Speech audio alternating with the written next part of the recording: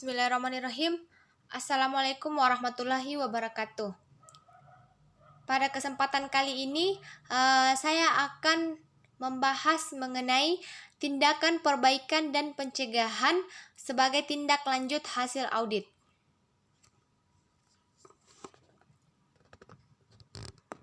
Dalam pelaksanaan audit, itu dinyatakan selesai apabila ketidaksesuaian yang terjadi telah diperbaiki secara efektif dan efisien oleh auditi, serta tepat waktu dan dinyatakan memuaskan oleh auditor.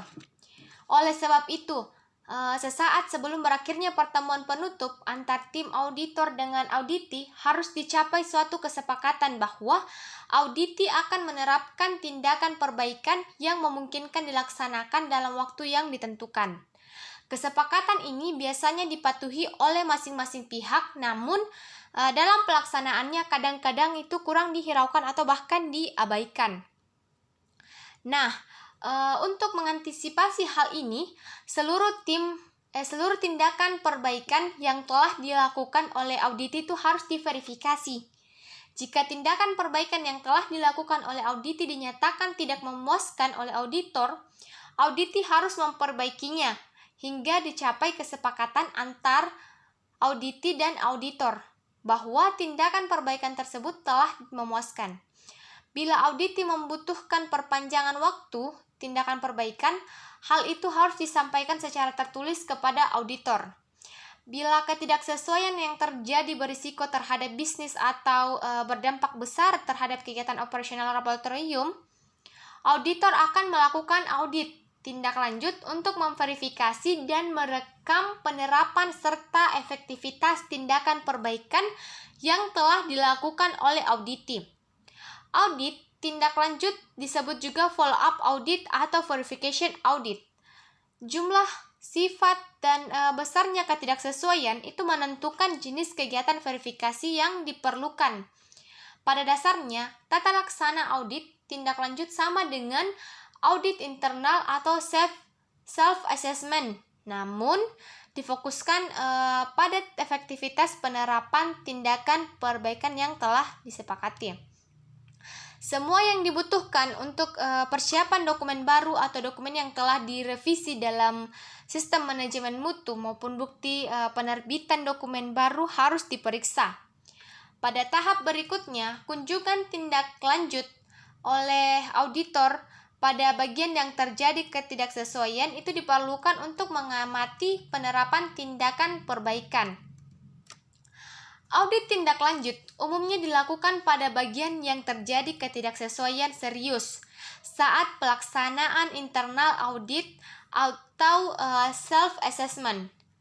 Sebaiknya auditor yang melaksanakan audit tindak lanjut itu adalah auditor yang menemukan ketidaksesuaian saat audit dilaksanakan. Nah, apabila hal ini tidak memungkinkan, personel laboratorium dalam hal ini biasanya manajer mutu yang melakukan kaji ulang temuan audit dapat melaksanakan audit tindak lanjut.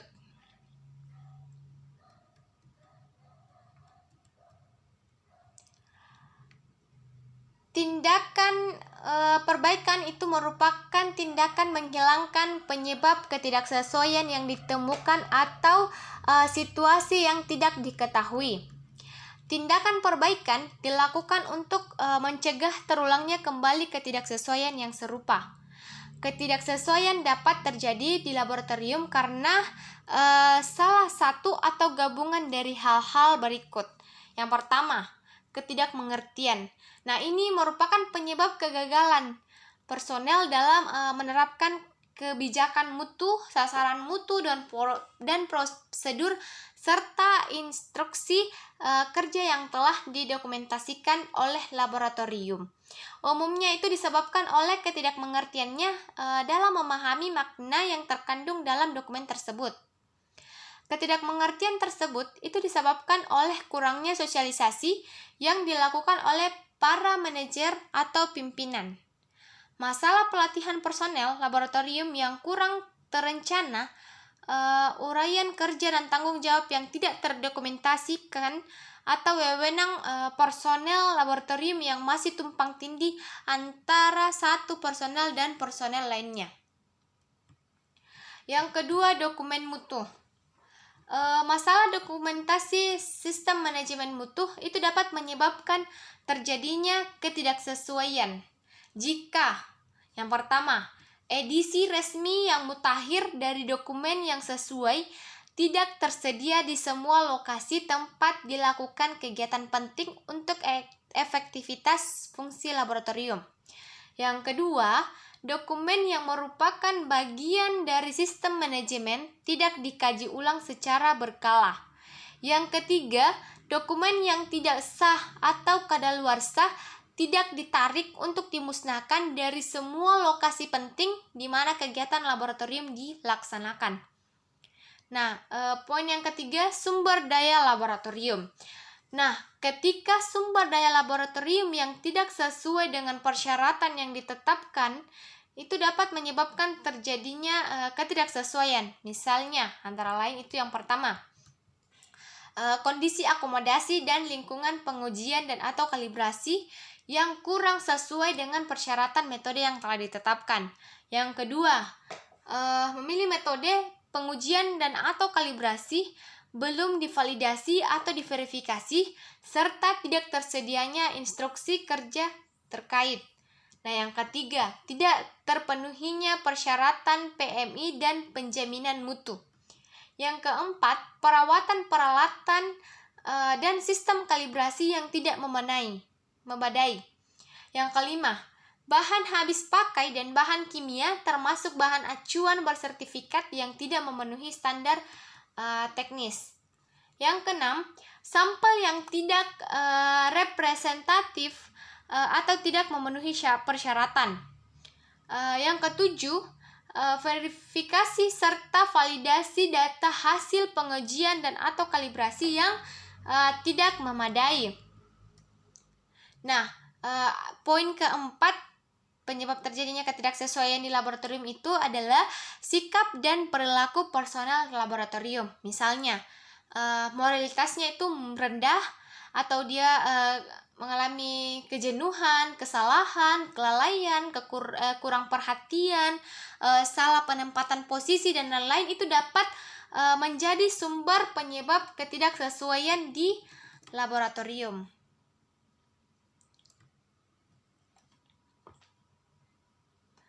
Masalah dalam sistem manajemen atau dalam pelaksanaan teknis di laboratorium itu dapat diidentifikasi melalui berbagai kegiatan, seperti pengendalian pekerjaan yang tidak sesuai, audit internal atau eksternal, kajian ulang manajemen, umpan balik dari pelanggan atau pengamatan staf. Ketidaksesuaian teridentifikasi, maka tahapan tindakan perbaikan yang dapat dilakukan adalah yang pertama, tahap perbaikan. Nah, perbaikan adalah tindakan menghilangkan ketidaksesuaian yang ditemukan. Perbaikan itu dapat dilakukan untuk perbaikan. Perbaikan dapat berupa misalnya pengerjaan ulang, yaitu tindakan pada pekerjaan yang tidak sesuai untuk menjadikan sesuai dengan persyaratan. Nah, pada tahap ini langkah-langkah yang harus dilakukan yaitu yang pertama, melakukan identifikasi dan investigasi atas ketidaksesuaian. Lalu, kita isolasi bagian yang mengalami ketidaksesuaian. Setelah itu, kita menganalisis semua kemungkinan faktor-faktor yang mempunyai kontribusi terhadap ketidaksesuaian yang terjadi. Setelah itu, melakukan tindakan pencegahan pendahuluan. Nah, untuk tahap perbaikan hanya sampai pada tahap itu. Nah, setelah itu kita melangkah ke tahap tindakan perbaikan. Nah, di tahap tindakan perbaikan ini itu meliputi yang pertama, peninjauan ketidaksesuaian. Bila ketidaksesuaian atau penyimpangan terhadap kebijakan dan atau prosedur dalam penerapan sistem manajemen mutu atau pelaksanaan teknis telah teridentifikasi, sehingga mempengaruhi mutu data hasil pengujian atau pemeriksaan.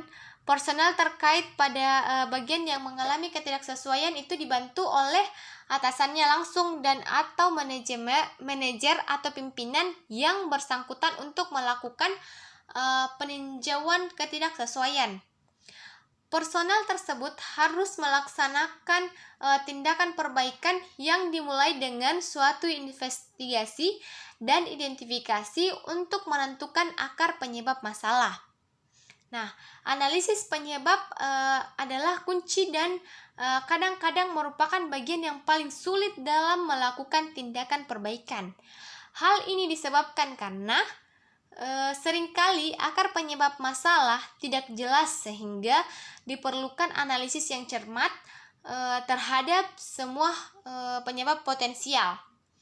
Penyebab potensial dapat mencakup antara lain yang pertama persyaratan pelanggan, pengaduan pelanggan, audit internal atau eksternal, kajian ulang manajemen, sampel, metode pengujian atau pemeriksaan, pengendalian mutu internal, peralatan, bahan kimia dan bahan acuan bersertifikat, dan lain sebagainya. Karena itu, personel pada bagian yang mengalami ketidaksesuaian akan dibantu oleh atasannya langsung dan pimpinan terkait membuat cause and effect diagram atau fishbone diagram untuk menentukan akar penyebab ketidaksesuaian yang terjadi. Nah, diagram tersebut itu dapat digunakan untuk mengidentifikasi seluruh penyebab potensial dan penetapan akar penyebab ketidaksesuaian, sehingga langkah selanjutnya berupa tindakan perbaikan dapat dipertimbangkan. Nah, poin kedua yaitu penetapan skala prioritas tindakan perbaikan. Setelah seluruh akar penyebab potensial itu dapat diidentifikasi melalui diagram, sebab akibat atau diagram tulang ikan atau penetapan akar penyebab ketidaksesuaian dapat dilakukan. Ketika melakukan penetapan akar penyebab ketidaksesuaian, hal yang perlu diperhatikan adalah penyebab ketidaksesuaian mungkin lebih dari satu. Langkah selanjutnya adalah melakukan identifikasi di seluruh alternatif tindakan perbaikan yang potensial dan kebutuhan sumber daya laboratorium yang diperlukan.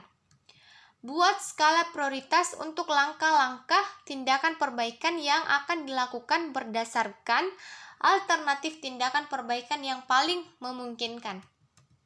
Nah, yang ketiga itu kita lakukan penetapan tindakan perbaikan. Penentuan tindakan perbaikan itu ditetapkan berdasarkan skala prioritas yang telah dibuat. Penentuan tersebut harus mempertimbangkan tindakan pencegahan untuk memastikan bahwa ketidaksesuaian serupa tidak akan terulang kembali. Namun, apabila ketidaksesuaian yang telah terjadi terulang kembali, kebijakan atau prosedur yang menyebabkan timbulnya ketidaksesuaian tersebut harus dievaluasi. Poin keempat yaitu penerapan tindakan perbaikan. Penerapan tindakan perbaikan dilakukan sampai tingkat yang sesuai dengan besar dan risiko ketidaksesuaian yang terjadi, serta dampak terhadap laboratorium dan atau pelanggannya. Poin yang kelima yaitu peninjauan dan pemantauan tindakan perbaikan. Untuk memastikan efektivitas dan efisiensi tindakan perbaikan yang dilakukan, manajer teknis melakukan peninjauan dan pemantauan hasil tindakan perbaikan secara teknis. Sedangkan manajemen administrasi itu akan melakukan peninjauan dan pemantauan secara administrasi. Apapun tindakan perbaikan yang dilakukan atas ketidaksesuaian yang telah terjadi, manajer mutu melakukan peninjauan dan pemantauan berkaitan dengan penerapan sistem manajemen mutu. Sedangkan manajer atau pimpinan puncak bertanggung jawab melaksanakan pengawasan dan evaluasi hasil tindakan perbaikan yang dilakukan. Selanjutnya, audit tindak lanjut. Apabila ketidaksesuaian yang terjadi menimbulkan keraguan terhadap kesesuaian dengan kebijakan dan atau prosedur yang telah ditetapkan atau merupakan isu yang serius serta berisiko pada bisnis laboratorium, maka bidang kegiatan yang bersangkutan diaudit sesegera mungkin. Audit tindak lanjut dilakukan oleh manajer mutu sesuai prosedur audit internal laboratorium yang telah ditetapkan.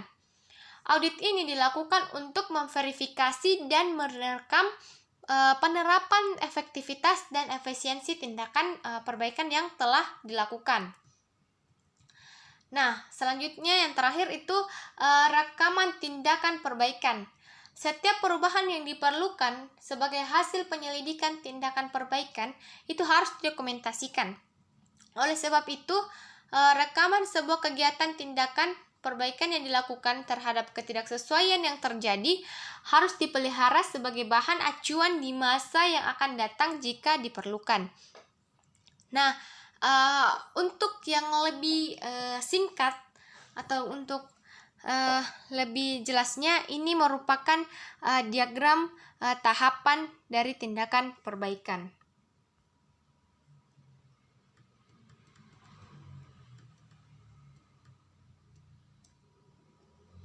Nah, ini juga merupakan tabel yang dapat kita buat untuk mengidentifikasi ketidaksesuaian dan tindakan perbaikan. Nah, ada di sini tercantum bagian yang diaudit. Nah, lalu di dalam tabelnya ada temukan ketidaksesuaiannya apa, acuan dokumennya apa, analis penyebabnya apa, tindakan perbaikannya itu bagaimana, pemantauan tindakan perbaikannya, audit tindak lanjutnya, dan ada juga catatan di bawahnya.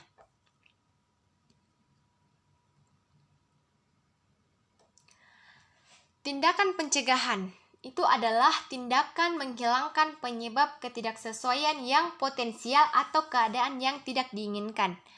Dalam praktiknya, dimungkinkan terdapat lebih dari satu penyebab potensial ketidaksesuaian. Tindakan pencegahan dilakukan untuk mencegah terjadinya ketidaksesuaian. Sedangkan tindakan perbaikan itu dilakukan untuk mencegah terulangnya ketidaksesuaian. Nah, ketidaksesuaian adalah tindakan dipenuhinya suatu persyaratan, sedangkan kesesuaian itu merupakan dipenuhinya suatu persyaratan. Dengan demikian, tindakan pencegahan lebih merupakan suatu proses proaktif untuk mengidentifikasi kesempatan melakukan peningkatan daripada suatu reaksi untuk mengidentifikasi masalah atau pengaduan. Karena itu, seluruh personel di semua tingkatan organisasi laboratorium bertanggung jawab dan berwenang untuk melakukan tindakan pencegahan dan untuk menghilangkan penyebab ketidaksesuaian potensial, baik yang terkait dengan aspek kegiatan pengujian maupun aspek manajemen dalam penerapan sistem manajemen mutu.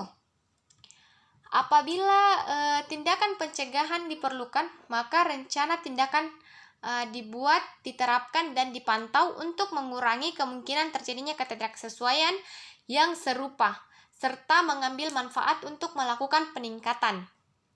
Adapun prosedur pelaksanaan untuk tindakan pencegahan harus meliputi permulaan tindakan sedemikian rupa dan penerapan pengendalian untuk memastikan bahwa tindakan tersebut efektif dan efisien.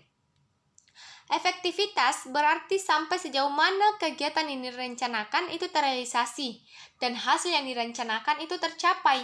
Sedangkan efisiensi itu berarti hubungan antara hasil yang dicapai dan sumber daya yang dipakai.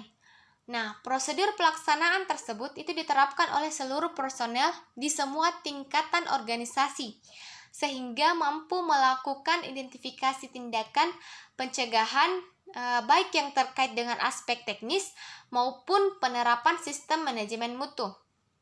Untuk memastikan efektivitas dan efisiensi tindakan pencegahan yang dilakukan, personel yang berwenang itu memantau hasil tindakan pencegahan tersebut. Seluruh rekaman yang berkaitan dengan hasil tindakan pencegahan yang dilakukan dipelihara oleh personal yang ditetapkan.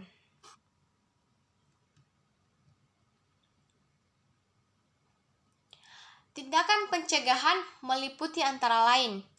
Yang pertama, kaji ulang prosedur operasional. Lalu ada analisis data, lalu analisis kecenderungan dan analisis resiko serta hasil uji banding atau program uji profisiensi atau pemantapan mutu eksternal.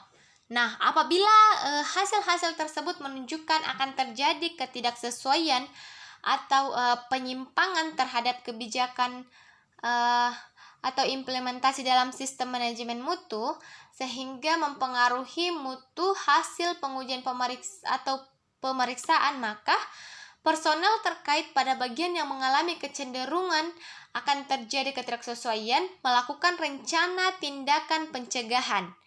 Nah, rencana tersebut dilakukan dengan membuat cause and effect diagram atau fishbone diagram untuk mengidentifikasi dan menentukan seluruh akar penyebab ketidaksesuaian yang potensial.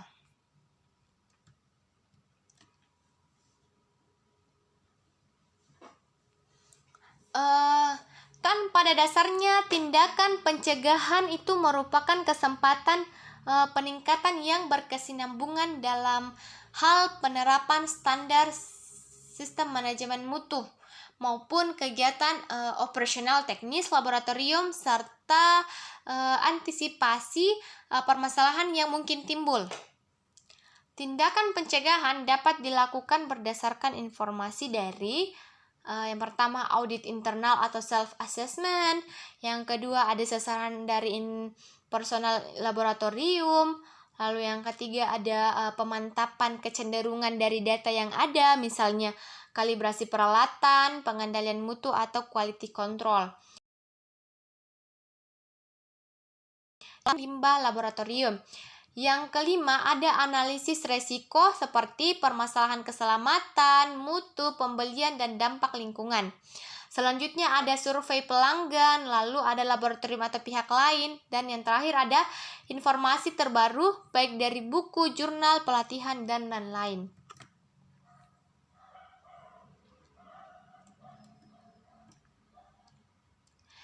Nah, berdasarkan temuan ketidaksesuaian dari hasil audit internal atau self-assessment, maka suatu keputusan itu dibutuhkan untuk melakukan tindakan perbaikan guna memulihkan ketidaksesuaian ke standar sistem manajemen mutu maupun metode pengujian atau pemeriksaan yang ditetapkan. Tindakan perbaikan yang akan dilakukan itu harus tidak hanya efektif untuk mengatasi masalah, tetapi juga untuk menyelaraskan sistem manajemen mutu secara keseluruhan dan tidak menciptakan masalah baru dalam laboratorium. Oleh sebab itu, penting dalam pelaksanaan audit internal atau self-assessment bahwa keputusan tindakan perbaikan yang akan dilakukan merupakan kesepakatan bersama antara lead atau ketua auditor maupun auditee. Nah, untuk menentukan keputusan yang akan diambil, semua pihak sebaiknya harus mempertimbangkan hal-hal sebagai berikut. Yang pertama, keseriusan penyimpangan yang berkaitan dengan mutu data, hasil pengujian atau pemeriksaan serta keutuhan sistem manajemen mutu. Yang kedua, alternatif yang ada untuk mengatasi masalah. Yang ketiga, sumber daya yang diperlukan untuk menerapkan setiap tindakan perbaikan. Yang keempat, kemungkinan adanya pengaruh terhadap bagian lain atau elemen lain dalam sistem manajemen mutu. Dan yang terakhir, ada waktu yang diperlukan untuk menyelesaikan tindakan perbaikan dan bagaimana efektivitas tindakan perbaikan dapat dipantau dalam membuat keputusan tersebut. Hal penting yang perlu dipertimbangkan adalah bahwa semua pihak mengidentifikasi dan memfokuskan pada akar penyebab ketidaksesuaian yang terjadi.